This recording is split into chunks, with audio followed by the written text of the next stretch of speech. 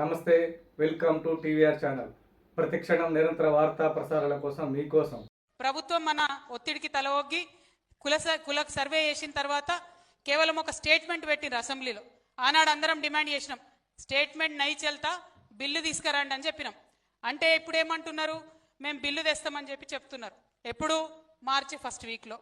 మొన్న బట్టి విక్రమార్క గారు ప్రెస్ మీట్ పెట్టి ఏమంటారు అంటే, విద్య, ఉద్యోగ, రాజకీయ రంగాలన్నిటికీ కలిపి 42%తో బిల్లు తెస్తామంటున్నారు. ఇది దారుణమైన అన్యాయం. ఎందుకు అన్యాయం అంటే, వాళ్ళు ఇచ్చినటువంటి తప్పుడు లెక్కల ప్రకారమే బీసీలు 46% ఉన్నారు. రేపు మళ్ళీ రీసర్వే చేస్తారు 3.1%. అంటే అందులో 1.5-2% బీసీలు ఉంటారు. అంటే ఏమవుతుంది? 46 + 2% 48% బీసీలు అని వాళ్ళ లెక్కల ప్రకారం వస్తుంది. అంటే ఉన్నదేమో 48%. మీరు విద్యలో 42% ఎట్లా ఇస్తారు? 48% బీసీలు ఉంటే ఎడ్యుకేషన్లో 42 ఏ ప్రాతిపదికన ఇస్తారు మీరు? అంటే ఏ బీసీ కులాన్ని తీసేస్తారు అందులోకెళ్ళి? ఎవరిని విద్యకు దూరం చేస్తారు? ఇది అన్యాయమా కాదా? ఒకసారి దయచేసి బీసీ మేధావులు ఆలోచించాలి.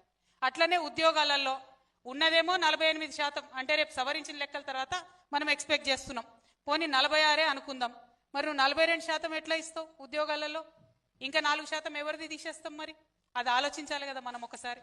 పొలిటికల్గా, రాజకీయంగా వాళ్ళు ఏమన్నారు? 42% ఇస్తామన్నారు.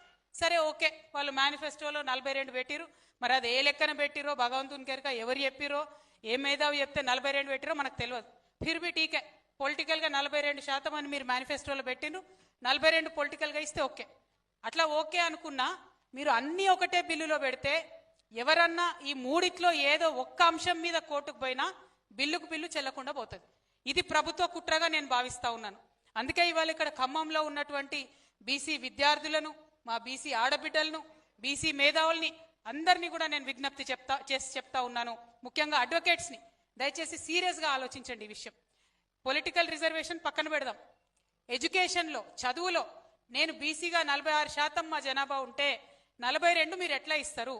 ఏ ప్రాతిపదికన ఇస్తారు? 46 అడుగుదామా వద్దా? అది మనం ఆలోచించాలి. 46% బీసీలకు విద్యలో సపరేట్గా బిల్లు పెట్టాలని చెప్పి నేను ఈ రౌండ్ టేబుల్ సమావేశం ద్వారా డిమాండ్ చేస్తూ ఉన్నాను. అదేవిధంగా 46% ఉద్యోగాలలో కూడా బీసీలకు సపరేట్గా బిల్లు పెట్టాలని నేను ఇంకొక డిమాండ్ చేస్తూ ఉన్నాను. రాజకీయంగా 42% అని మీరు అంటున్నారు, కానీ నేనైతే 46% ఇవ్వాలని అంటున్నా. 46% రాజకీయాలలో బిల్లు పెట్టాలని చెప్పి 3 సెపరేట్ బిల్లులు పెట్టాలని చెప్పి నేను డిమాండ్ చేస్తూ ఉన్నా.